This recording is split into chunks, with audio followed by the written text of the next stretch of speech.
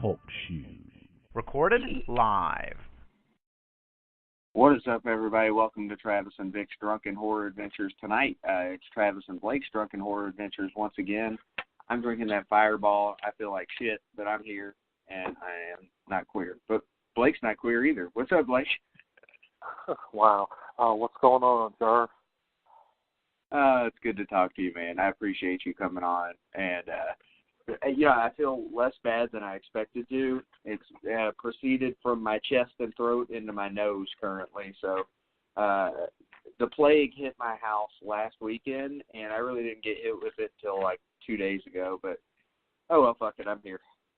Yes, you're here, and that counts for something because you're still giving your moral support. You're still here. You're still running the show, and you're doing it sick. So more power to you. You get 4 hunting knives, 4 Freddy gloves from me. How about that? I appreciate that, buddy. And I'm excited about this one too. I've got a lot of opinions about this one. I think I only saw 2 of the Scream movies in theater, Scream 3 and then Scream 4. I barely remember seeing Scream 3 in the theater, which we discussed last week. It was a little bit disappointing. Not terrible, third entry into a series, but not the greatest either. And now we're going to talk about Scream 4, which, it's about 6 years old now, 6.5 years old, 6 years and 4 months. But this was a movie that came out April 15th, 2011. I know I was there opening weekend with Vic and Madman Pondo. He's a wrestler who also has been in 1001 Maniacs. 2001 Maniacs, Robert Englund. Yep. Yeah, he was in the first one. Pondo was in the first one. Yeah, we watched the movie with him. That had to be a good time. Oh, yeah. Pondo's a horror movie lover. And what's funny, though, is that I can get him riled up because I start getting him to talk about Children of the Corn, which he hates. It's just funny to me. Yeah, I don't know. We all have our movies that just piss us off. But anyway, so Scream 4, like I said, 2011. It gets a 6.2 on IMDb. It is the highest-rated sequel of the series. Obviously, the original gets the highest rating. I think it's 7.2. But Scream 4, it kind of had mixed reviews, and it didn't do that great at the box office. And not to give anything away, but that's pretty much why we never got to Scream 5, that and the fact that our beloved Wes Craven passed away due to brain cancer. And God, he's so missed. And when I watch this movie, I just get, because this was his last movie, Yeah, it was. And he is one, just like Romero, just like Hitchcock, just like Carpenter, and so many of the others that are our favorites, Toby Hooper and Todd Barker. He is one that will be missed and cannot be replaced. There is no replacement for the kind of talent that he had. There's no replacement for his kind of vision. And he was a pioneer. And I mean that in not, kind of like lip service, but I really, really honestly mean that. I mean, as somebody who wrote an origin story for one of his first characters and got to talk about it in front of thousands of people at a convention on a panel and sell books and talk about what Freddy Krueger as a character did to me. I was blown away, and it was bittersweet because I was so happy to be there with all our friends, Nick Vincent, Nick Strawn, and all the others. But I was so sad because Wes wasn't, around anymore, and it was just kind of bittersweet. But I think for a last film, this one was a pretty good way to go out. Oh yeah, I think we can agree on that. Not to go too far back to our Wes Craven tribute, but when I listen to him on these commentaries for these movies, okay, so John Carpenter, I think he's the best horror director ever. Romero's right there with him, but Wes Craven, he's the type of guy. Even though I put him probably number 2 or number 3 of the best ever, I would like to have a beer with him more than anybody else as far as horror directors, because he just seems like a cooler guy than the rest of them. I don't know what it is about him, but he seems like such a down-to-earth person. And it's true, just yeah. so smart. Yeah, I love the guy. I think I appreciate him more now than whenever we did the tribute show. So, it's a weird story about him. He ran at these professors, so, you got to talk, you just talked about how intellectual and how intelligent and how, gifted and skilled he was. And then he, had this incredible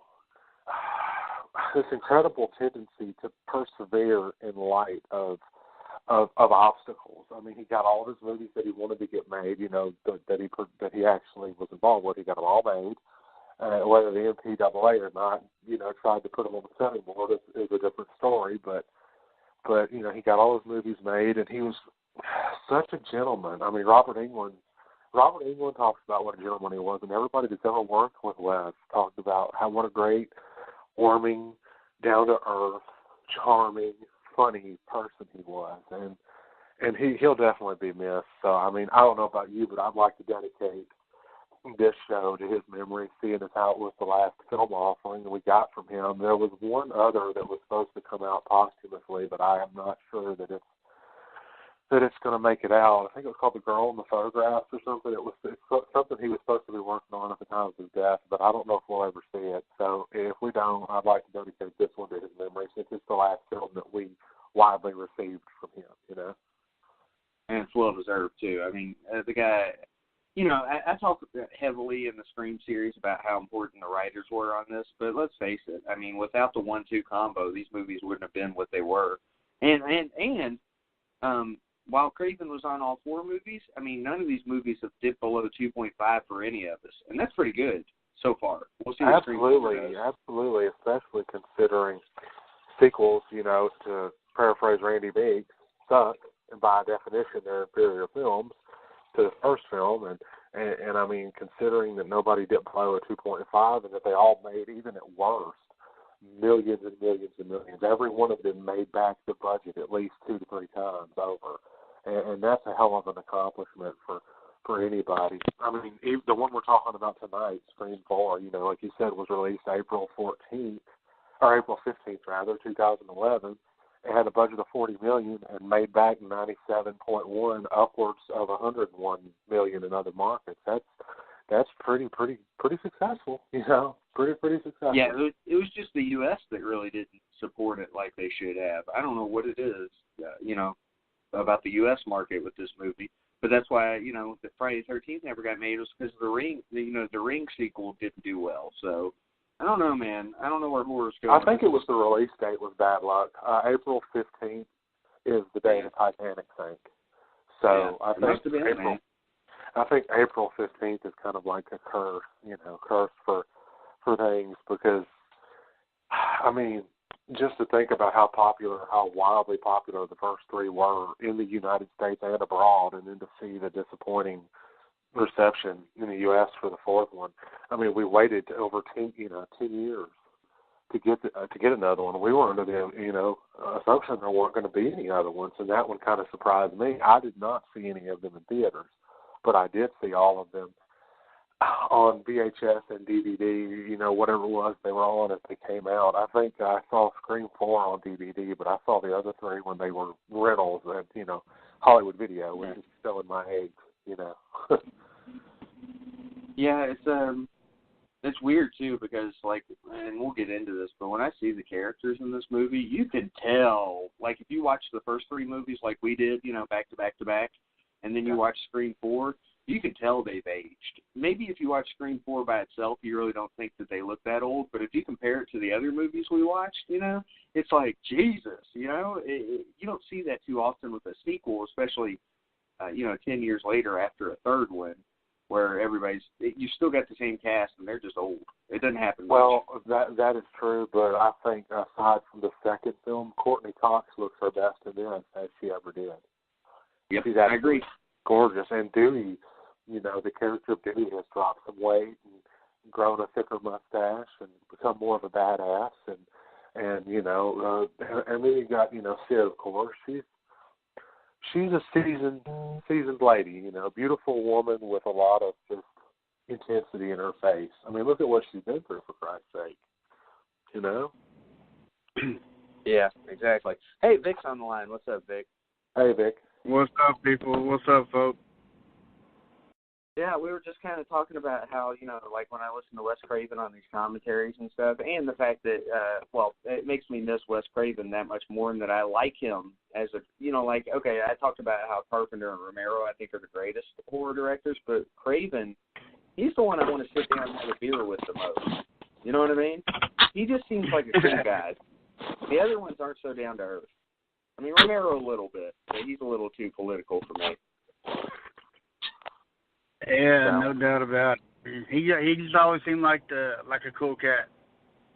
yeah, and we were also talking about the poor box office, at least in the U.S., of Scream 4. You and I saw it opening weekend with Pondo, like I was talking about earlier, and I don't get it. I'll never understand why this movie didn't do well. You know what I think, honestly? I think if Scream was released in this generation, I still think it would. I think it would do just as well as Scream 4, and not that well, at least in the U.S. Because I think we're a bunch of, or this generation is a bunch of cynical assholes. Yeah, I mean, you're probably right, and that's stupid. I think that's what it is. Because there actually are mixed reviews on this movie, which we'll give our reviews about it later. I should let Blake go ahead and get into things since he was kind enough to go ahead and take over the rundown duties this week after he did a hell of a job on Scream 3 last week. Much appreciated. I appreciate that. But like I said, it's all to help you guys, and you guys have helped me with my career, and been a big supporter of my work, and I love your stuff. And that was my first adventure into the podcasting and broadcasting world. So I'm proud to do any favors for you that I can. So let's get into this. And what we start with is, sort of a little bit different than what we've started with before. You sort of get this opening where you've got two girls, that appear to be high school age, chatting and hanging out of the house, and they don't really have a care in the world, and then you all of a sudden you get the phone, they discuss movies and how they don't want to watch whatever it was, or whatever, and they're talking about the movies are like, horror movies now are just like torture porn, and they're just disgusting, there's not really a story, this, that, and the other.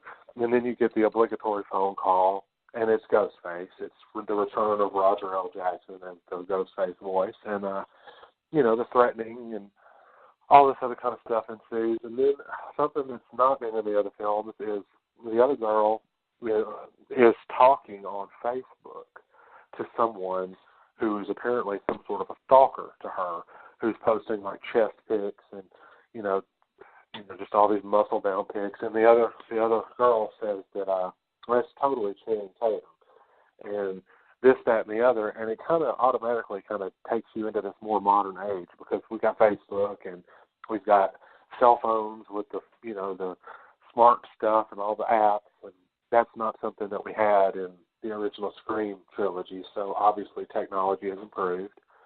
Yeah, I was going to say, you can tell that this movie is like modern as opposed to when we watched the original Scream, and they've got cordless telephones. Oh yeah, it's completely modernized.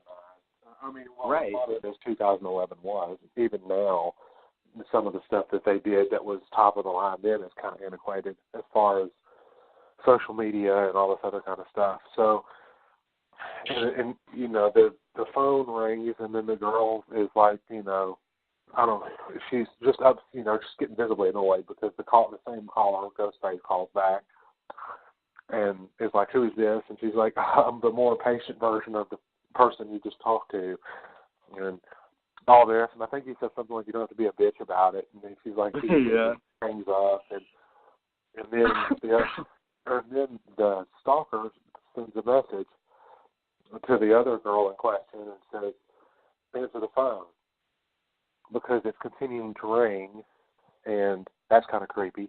So automatically that sets the tone. It's like, oh shit, something's about to happen. So very much in the same spirit as the original three films, with that sort of foreboding, sudden, kind of uncomfortable, eerie, creepy feeling. And then she's like, well, she finally answers it again, and then this time she hands it to the other girl. She's like, and talks to Ghostface, and she's like, who's this? And he's like, this is the last person you're ever going to see alive. And just doing his normal asshole Ghostface, I'm going to, talk to you like shit and threaten you and make you feel terrible and confuse you and scare you and all that. So he's up to his old tricks, and he's like, why'd you hand the phone to me? And all this and that. And then the doorbell rings, and she goes to answer it, the other girl, and they open the door, and there's nothing there. And then the Facebook stalker sends a text saying, I'm right beside you. And then